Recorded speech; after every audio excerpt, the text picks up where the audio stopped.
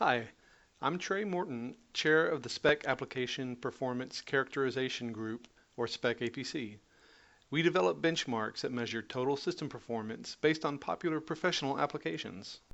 The SPECapc for Solidworks 2019 benchmark featured in this video includes 10 tests exercising a full range of graphics and CPU functionality. The graphics tests measure performance for both standard and enhanced graphics modes. The SOLIDWORKS Visualize renderer is used on select models to measure CPU ray tracing performance.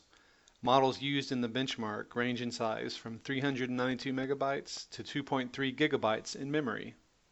SPECapc for SOLIDWORKS 2019 includes features like order-independent transparency, or OIT, which is a modern methodology for quickly displaying transparency, and full scene anti-aliasing, or FSAA, for higher quality visuals. Scoring is normalized based on a reference machine, so bigger scores are better. Visit the SPEC website for more information. SPECapc downloads are free if you are not a vendor of computer-related products or services.